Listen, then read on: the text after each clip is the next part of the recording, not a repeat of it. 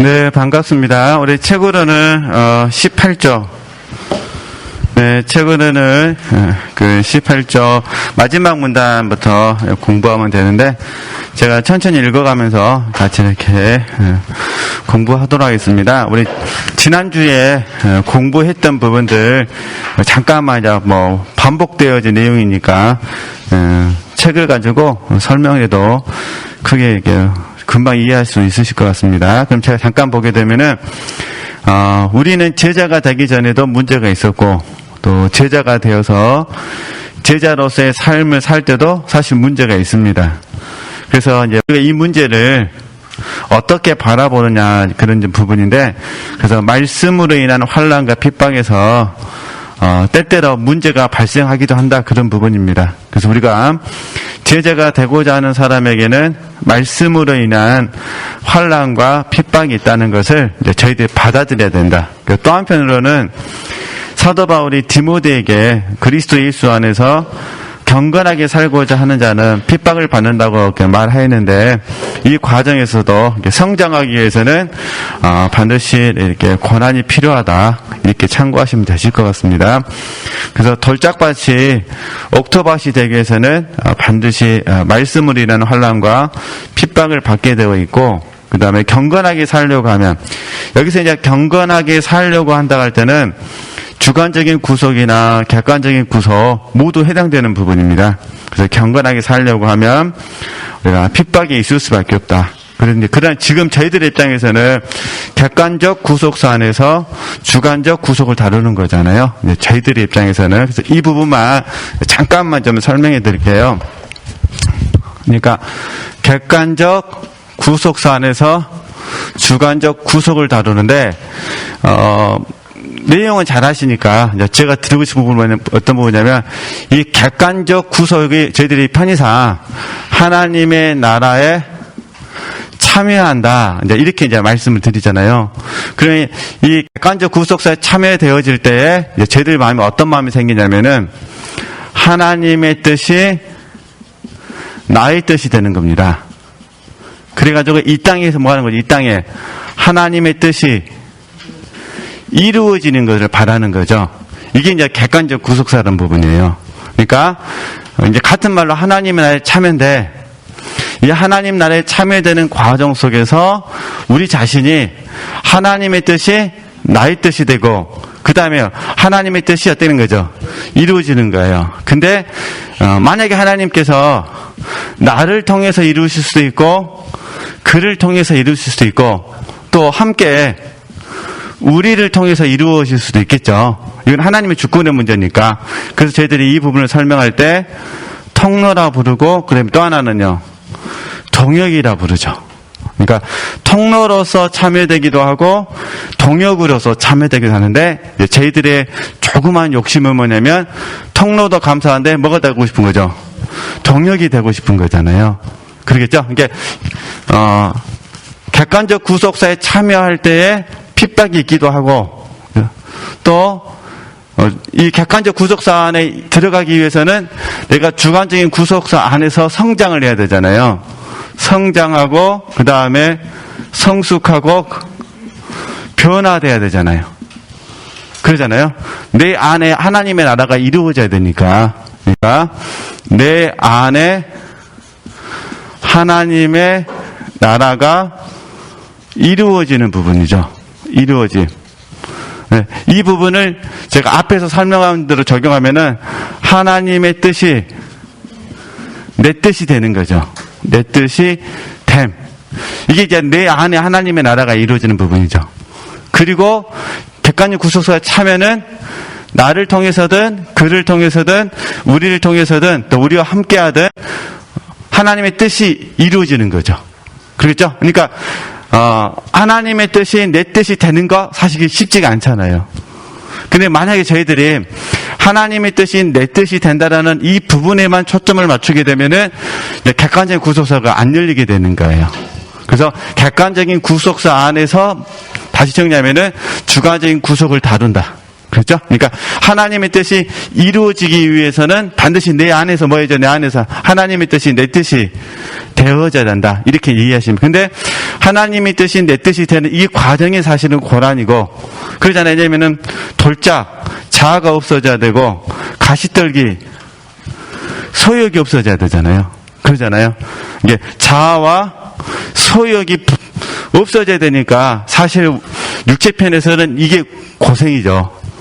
그냥 쉽게 버려진다면, 사도 바울처럼 쉽게 버려진다면 이게 고생은 아닌데, 잘 안 버려질 때는 고생이잖아요. 그러니까 이게 이제 환난과 핍박이 되어진다. 네, 그죠? 또 하나님의 뜻이 나를 통해서 이루어진 이 과정 속에서도 우리에게는 핍박이 있죠. 왜냐하면은 객관적인 구속사든 주관적인 구속사든 늘 저희들이 반복해서 배우지만 방해하는 존재가 있거든요. 그 첫 번째가 마귀고, 두 번째가 이 세상이고, 세 번째가요 육신이거든요. 육신. 이게 지금 그러잖아요. 이게 마귀도 세상도 그 다음에 육신, 사실 이게 나잖아요. 나. 그러잖아요. 그러니까 어떤 면에서 봤을 때는 3번이 제일 중요하죠. 내가 나를 힘들게 하는 거예요. 사실은. 그러잖아요. 내가 나를 힘들게 하는 거지, 이 내가만 잘 처리되어지면은 마귀와 세상이 우리에게 어떻게 하지를 못해요. 그죠? 이게 이 육신 안에서 소욕이 준동하게 되고, 또 자아를 통해서 소욕이 준동하게 되죠. 이게 자아와 소욕이 만나가지고 우리에게 뭘 일으키냐? 욕심을 일으키죠. 우리 안에서. 그래서 이 욕심이 우리에게 죄를 낳고, 죄가 사망을 낳는 거죠. 이게 하나님과 분리시켜버리는 거예요. 근데 만약에 저와 여러분이 소욕하고 이 자아를 잘만 한다면, 처리할 수만 있다면, 세상도 어떻게 못하고, 마귀도 어떻게 못하는 거죠. 그러겠죠?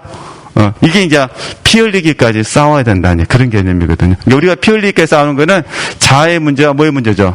소욕의 문제. 특별히 소욕의 문제가 되는 거죠. 그래서 우리가 이제 주관적인 구성만 생각하면 하나님의 뜻이 내 뜻이 되어진다, 여기에 멈춰버릴 수가 있는데, 객관적인 구속사 안에서는 주관적인 구속사를 통해서 하나님의 뜻이 내 뜻이 되어지고, 동시에 한 번 더 나아가서요, 하나님의 뜻이 나를 통해서든, 그 다음에 그를 통해서든, 그 다음에 우리를 통해서든, 그러니까 이렇게만 잘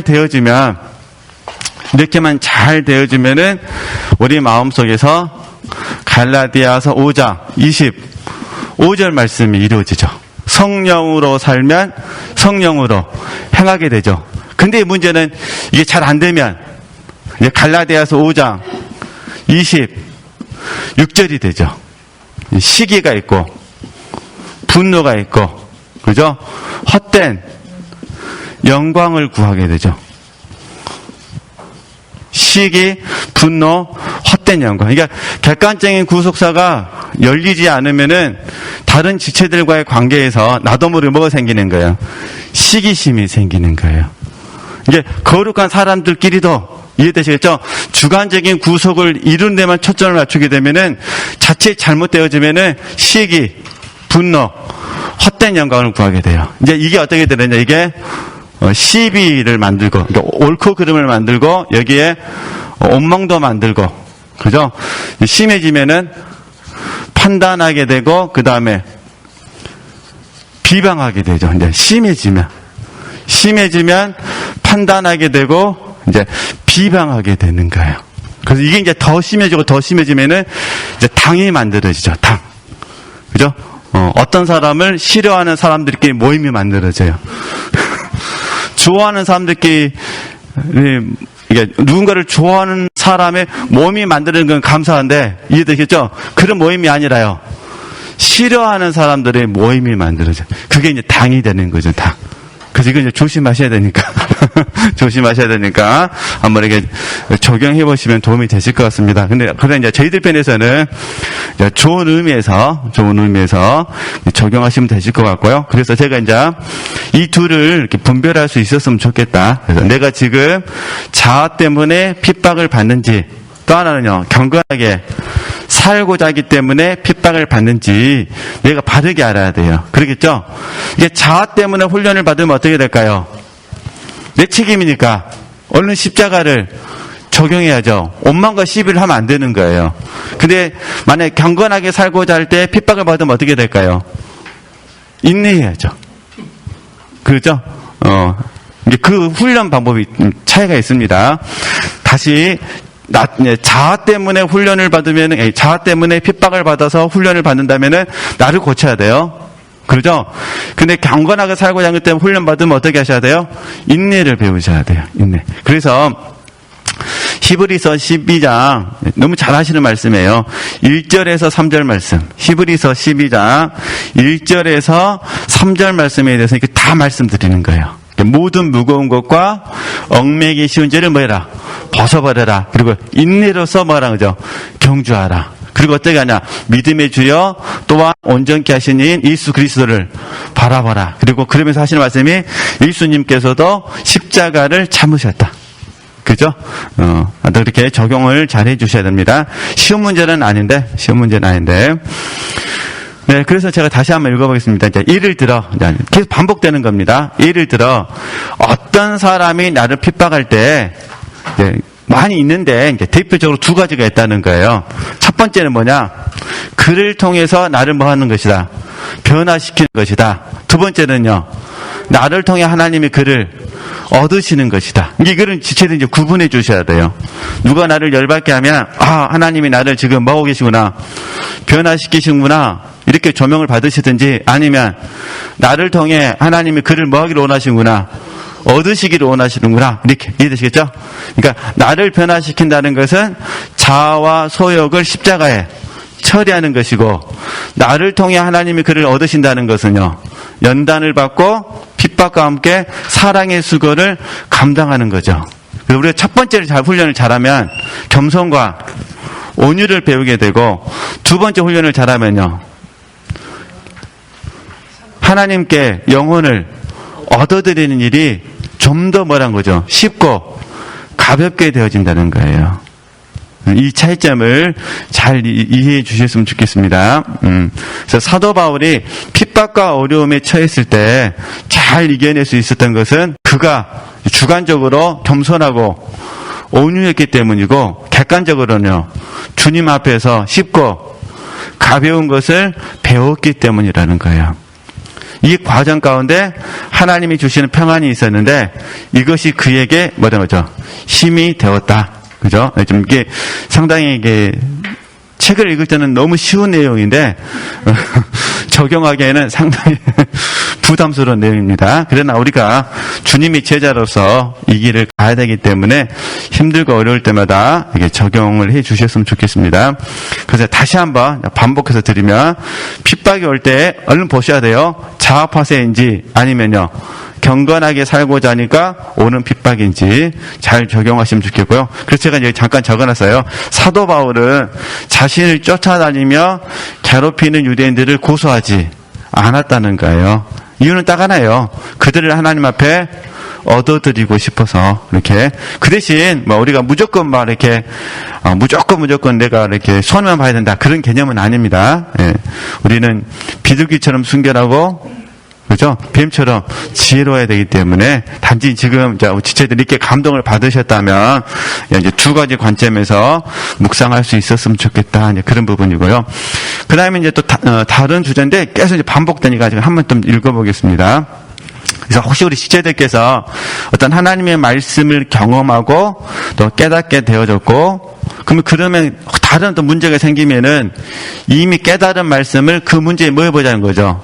적용했으면 좋겠다 그런 부분이에요. 그죠? 자, 그러면 다 아시는 말씀인데 다시 이제 정리해드리면은 하나님의 말씀 알았어요. 그 말씀을 적용을 했어요. 그래가지고 하나님의 능력이라든가 하나님의 선하심을 경험을 했어요. 더 이상 영적인 체험이라 그러겠습니다. 체험해가지고 말씀을 알고 적용하고 그 다음에 영적인 체험이 있어서 결과적으로는 하나님을 아는 지식을 얻어서요. 그죠? 이걸 저희들이 이제 공과라 부르잖아요. 공과. 또는, 교훈이라 부르기도 하고, 다 같은 의미입니다. 교훈이라 부르기도 하고, 또는 이제 깨달음이라 이렇게 부르기도 합니다. 근데 주로 이제 담임 목사님께서는 공과라는 말을 선호하시기 때문에 제가 그냥 공과라고 붙인 부분입니다. 다시 정리하면은 하나님의 말씀을 하셨어요. 그다음 그 말씀 뭐 하셨어요? 적용하셨어요. 그다음에 영적으로 체험을 했어요. 그래가지고 하나님 아는 지식을 얻었다는 거예요. 근데 이 부분을 잊어버리시면 안 돼요. 그럼 어떻게 되냐? 그 다음에 혹시 어떤 문제가 생기면 문제가 또 왔어요. 문제가 왔으면 첫 번째 어떻게 하셔야 돼요? 이 공과를 얼른 뭐 하셔야 돼요? 적용해 주셔야 돼요. 공과를. 그런데 두 번째, 공과를 적용해가지고 여기서 또 내가 영적인 체험이 있었습니다. 이러면 괜찮아요. 이건 이제 이렇게 적용하면 되는데, 근데 공과를 적용했는데 체험이 오지 않아요. 그럼 이거는 무슨 말이냐면, 이거는 내가 새로운 공과를 배우는 거예요. 제 의미를 아시겠죠? 그러니까 일단은 지체께서 공과를 배우셨으니까 이 공과를 지금 적용하는 겁니다. 적용해가지고 또 체험이 오면 괜찮아요. 이건 이제 반복적으로 적용을 한 거니까. 근데 내가 그 공과를 적용을 했는데 그걸로는 안 되는 거예요. 그러면 어떻게 되는 거예요? 그러면 지금은 하나님이 나에게 새로운 공과를 지금 가르치고 계시는구나, 이렇게 적용하셔야 돼요. 그럼 다시 어떻게 되냐 그러면요, 똑같아요. 다시 지금 현재 상황에서 하나님의 말씀을 그 다음에 어떻게 하는 거죠? 알고 적용하고 그 다음에 영적 체험이 있어야 돼요. 그럼 이때 하나님의 말씀을 안다고 그랬잖아요. 이걸 저희들이 이제 레마라 부르는 거죠. 하나님의 말씀을 레마를 통해서 우리가 이제 받아야 되는 거예요. 새로운 공과를 배우실 때는. 그러면 성령께서 가르치시고, 성령께서 생각나게 하시고, 성령께서 우리를 이끌어 가시는 거예요. 궁극적으로는 인도해 주시죠. 이제 저도 그렇고 지체들도 그렇고 이걸 계속해서 이제 배우시는 거예요. 이제 뭘 통해서 배우냐면 문제를 통해서. 그래서 저희들이 이미 암송하고 계신 말씀이지만은, 너희는 이 세대를 본받지 말고 마음을 새롭게 함으로 변화를 받아 하나님의 선하시고 기뻐하시고 온전하신 뜻을 분별하라. 그 말씀 그대로 문제 가운데 적용하는 거예요. 그러니까 문제가 있으면 하나님의 선하시고 기뻐하시고 온전하신 뜻을 분별해야 되죠. 근데 사실은 이 바로 분별로 가면 제일 좋고, 근데 많은 분들이 바로 분별로 가지 못해요. 왜냐하면 자아가 먼저 반응하거나 아니면 소욕이 먼저 반응하죠. 그러니까 이 세대를 본받으시면 안 되는 거예요. 그러니까 이 세대를 본받지 말고, 그죠? 이 세대를 본받지 말고, 그러니까 자아와 소욕을 다시 어디에 적용하셔야 돼요? 십자가에 적용하셔야 돼요. 그게 마음을 새롭게 하는 거예요. 그러니까 마음은 어디서 새로워지냐면은 십자가를 통해서 새로워져요. 물론 일시적으로 좋은 음악을 들으면서 커피를 마시면 새로워질 수도 있고, 근데 그거는 진짜로 일시적인 것이고, 그건 내 스스로 생각했을 때 진통제하고 똑같은 거예요. 예수님께서 너무 힘들어 하셨을 때 예수님은 원하지 않으셨습니다. 너무 고통스러워하니까 옆에 있는 사람들이 왜 그랬는지는 모르지만은 신포도주를 주잖아요. 예수님께서 그 신포도주를 거절하시거든요. 십자가에서의 신포도주는 진통제거든요. 진통제. 근데 그것마저 뭐 하는 거죠? 거절하시는 거예요. 이게 우리 편에서 봤을 때 영화를 본다든가 음악을 듣는다든가 산책을 한다든가 이거 부분 필요합니다. 필요한데 사실은 그건 본질적인 도움은 아니다. 이게 어디로 가셔야 돼요?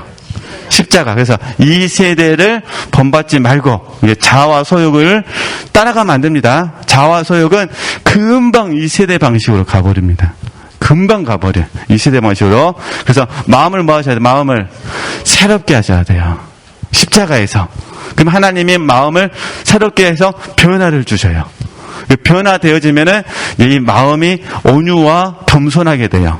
변화를 받으면은 온유와 겸손하게 되죠. 변화를 받으면. 그러면 온유하고 겸손해지면 이제 성령께서 영 안에서 역사하시죠. 성령께서 나타내시는 거예요. 그러면 이제 하나님의 선하심도 가르쳐 주실 것이고, 하나님의 기뻐하심도 가르쳐 주시고, 하나님의 온전하신 뜻도 가르쳐 주시겠죠. 그러면 우리가 그걸 따라서 뭐 하시면 되는 거예요? 새로운 공과를 배우셨잖아요. 그죠? 그러니까 그 과정 속에서 하나님의 말씀을 내가 내 마음으로 받았고, 그 말씀을 가지고 그 문제에 뭐 하는 거죠? 적용하고, 그 결과 영적인 체험을 하게 되고, 이 체험이 다시 우리에게 하나님을 아는 지식을 가져다 주고, 이게 공과가 되는 거죠. 이렇게 해서 날마다 이 공과를 마음에 새기고 또 새로운 공과도 배우시고 이렇게 했으면 좋겠다. 그걸 이제 말씀드리고 싶어서 내용을 좀 써놓게 됐습니다. 그래서 이 과정 속에서 제가 잠깐 읽어보면, 네.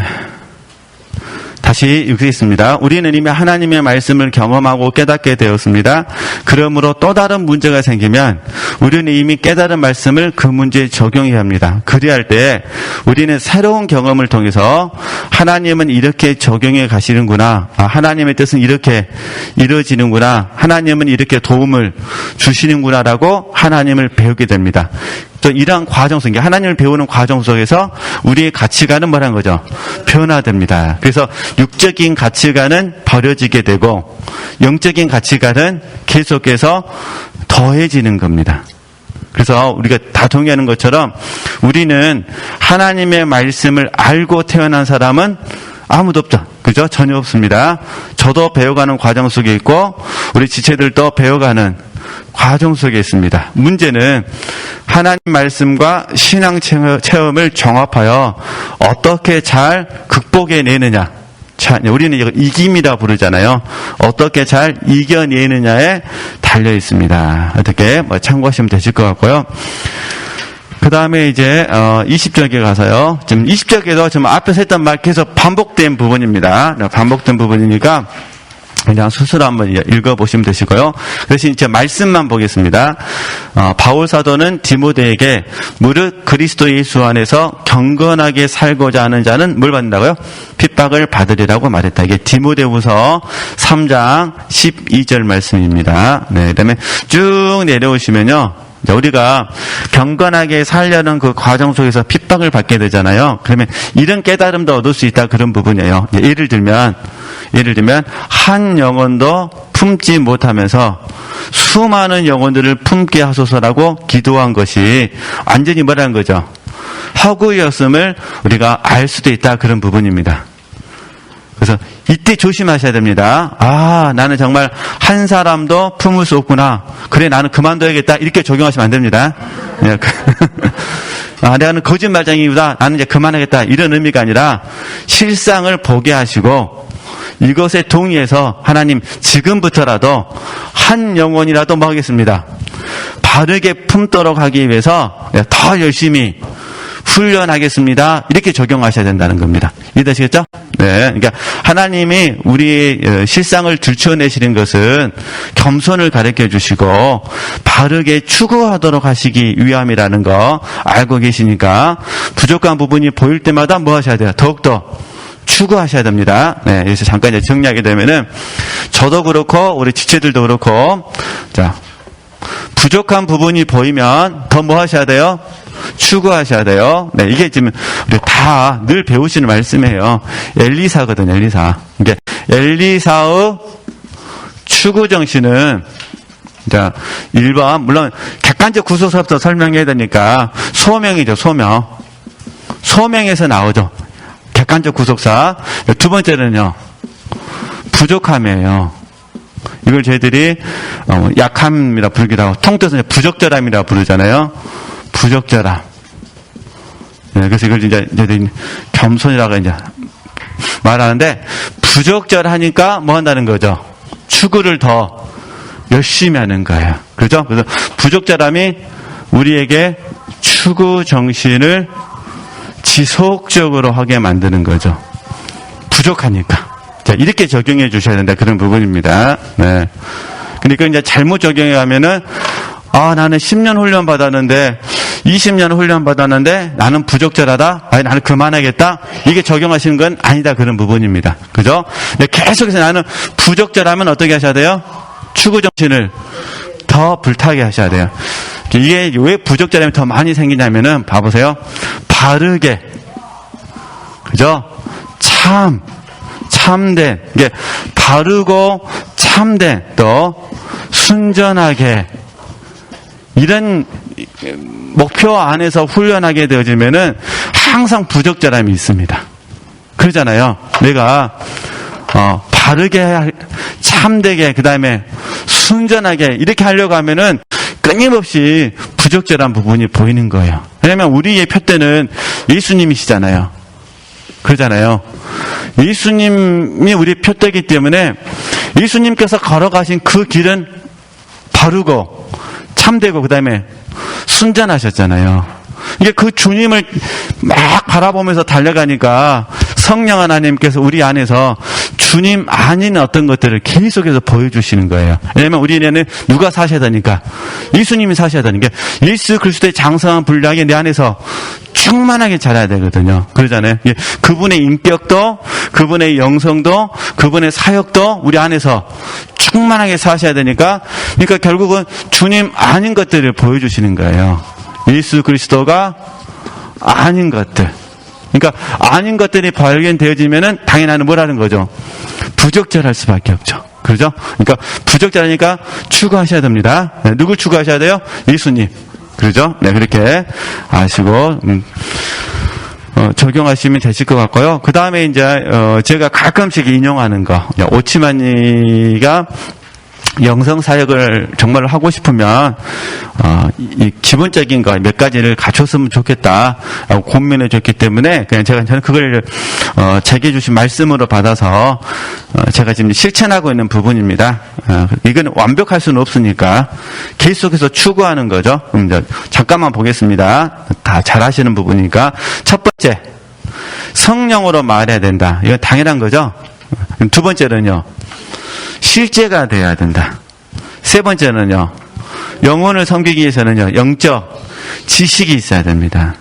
물론 이거 말고 또 지혜도 있어야 되고, 그 다음 성경 지식도 있어야 되고, 다 있어야 되는데, 영적인 지식이 있어야 됩니다. 하나만 옆에다 메모하시면 되실 것 같아요. 네 번째, 하나님의 능력을 믿는 믿음이 있어야 돼요. 네 번째, 하나님의 능력을 믿는 믿음. 그러니까 어린아이 같은 믿음이 있으셔야 돼요. 하나님의 능력을 믿는 믿음. 제가 이렇게 표현하는 이유는 저희가 이제 하나님의 선하심에만 초점을 맞추다 보면은 그냥 하나님의 능력에 대해서 내가 조금 소홀할 수가 있어요. 예를 들어서 누가 아프다.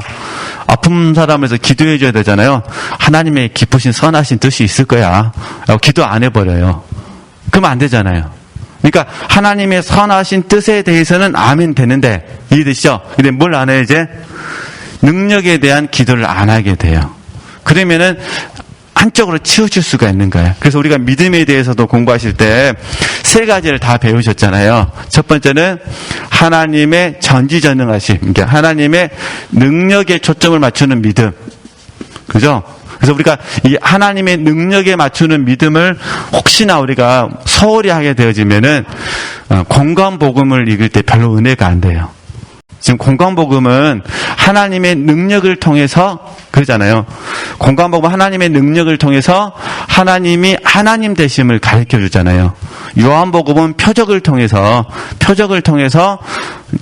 쉽게 말해서 공간복음은 기적을 통해서, 요한복음은요 표적을 통해서 이렇게 설명하잖아요. 그러니까 우리에게도 어떤 마음이 있어야 돼? 항상 이 마음을 버리시면 안 됩니다. 그리고 날마다 저희들은 어린아이 같은 마음으로, 그 제가 어린아이는 아닌데 항상 마음이 뭐 있으면 좋겠어요? 어린아이 같은 마음. 그렇게 말하는 이유가 이 기도는 요청이기 때문입니다. 요청. 부탁하는 거예요. 그죠? 주문해 오는 것이 아니라, 그죠? 하나님께서 내게 이런 은혜를 베풀어 주셨으면 좋겠습니다. 그러니까 어린아이 같은 마음으로 이게 있었으면 좋겠고, 두 번째는 이제 잘 아시잖아요. 하나님의 관계성 안에서. 그래서 하나님은 선하시다. 하나님과 관계성 안에서 믿음을 드리잖아요. 이걸 저희들이 신뢰라고 부르기로 했잖아요. 그죠? 신뢰. 그 다음에 이제 세 번째가 뭐냐면은 모든 일에 있어서 이제 범사에 있어서 하나님이 하시도록 하는 믿음, 하나님이 하시도록 하는 믿음을 우리가 배웠죠. 이거 지금 하고 계시는 거예요. 이걸 우리가 의뢰라고 부르잖아요. 의뢰한다. 그러잖아요. 그러니까 우리에게는 하나님의 능력을 믿는 믿음, 그 다음에요. 하나님과 관계성 안에서 신뢰하는 믿음, 그 다음에요. 하나님이 하시도록 하는 의뢰하는 믿음을 가져야 되죠. 근데 이제, 오랫동안 이렇게 훈련을 받다 보면 자칫 잘못하면요. 1번을 이게 안 한다는 것이 아니라 소홀할 수가 있어요. 그래서 우리가 다시 이왕 계속 좋은 지도자가 되기 위해서 훈련하는 부분이니까 제가 느껴지는 부분은 1번, 2번, 3번 전부 다 뭐 있으면 좋겠다는 거죠. 같이 우리가 어린아이 같은 마음으로 해볼 수 있었으면 좋겠다. 그런 부분입니다. 다윗이 골리앗 앞에 섰을 때 물맷돌을 가지고 싸워요. 그죠? 근데 그 다음부터 백부장, 천부장으로 싸울 때는 칼 갖고 싸우거든요. 이해되시겠죠? 이 골리앗하고 싸울 때만 뭘로 싸워요? 물매. 천부장이 나갖고 돌 돌리면 그것도 좀 폼이 안 나잖아요. 그것도 장수인데. 이해되시겠죠? 그러니까 쉽게 말해서 물매도 하나님이 주신 은사고, 수단이고, 칼도 하나님이 주신 은사고, 지혜도 하나님이 주신 은사고, 그렇게 이해하시면은, 우리가, 1번, 2번, 이렇게 하나님의 능력을 믿는 믿음, 하나님의 선하심을 믿는 믿음, 신뢰, 그 다음에요. 하나님의 하시도록 하는 믿음, 의뢰. 이 부분을 우리 이제 계속 배우고 계시는 거예요. 처음에는 1번에 많이 맞추셨고, 그래서 은사 개발 열심히 하셨잖아요. 그러다가 나중에 뭘 배우셨어요? 하나님의 신뢰를 이제 많이 배우고 계시잖아요. 그래서 저 지체들께서는 육체의 질병이 왔다 하더라도 하나님의 선하심을 신뢰하시잖아요. 그리고 지금 날마다 먹어서 지금 의리하고 계시잖아요.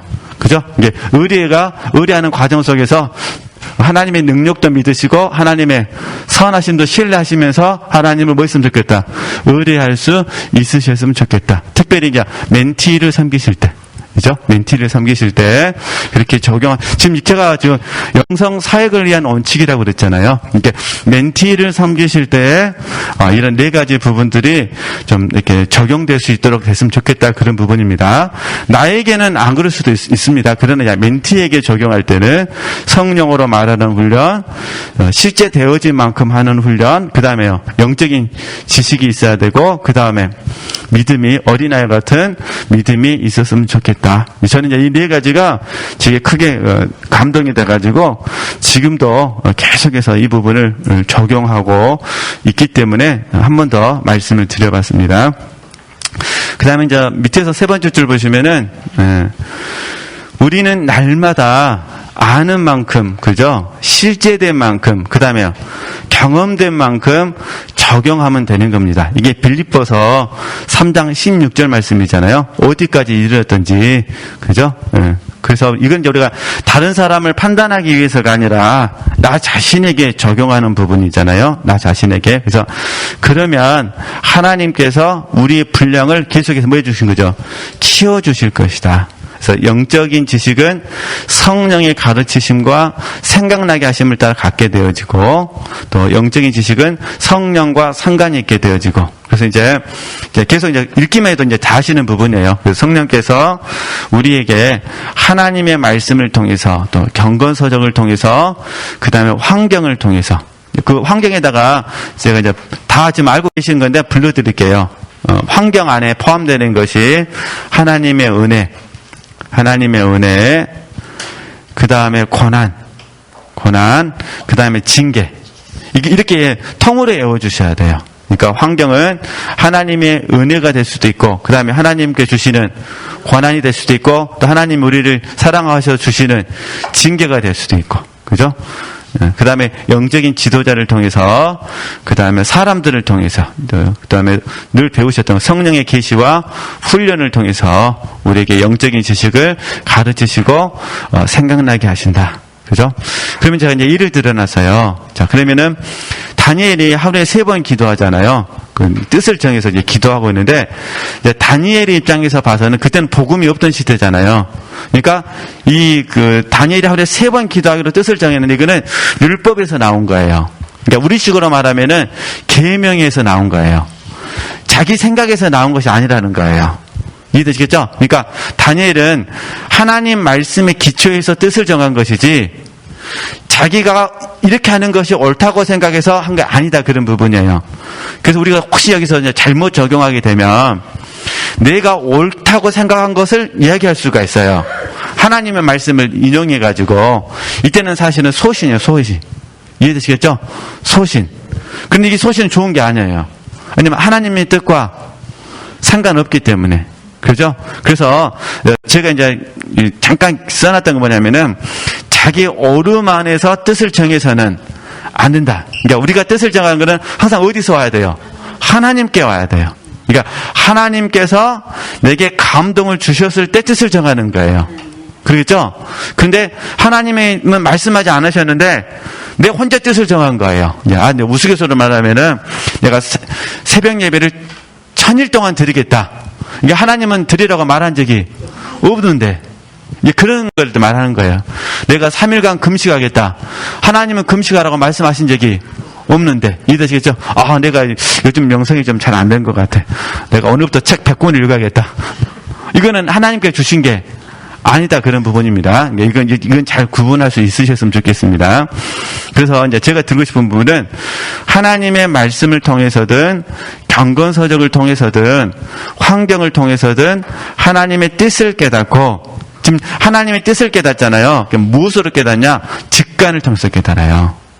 직관. 그래서 우리 지체들께서 직관을 통해서 하나님의 뜻을 깨닫는 훈련을 하게 되면은 레마도 잘하게 돼 있어요. 왜냐면 레마도 일종의 직관이거든요.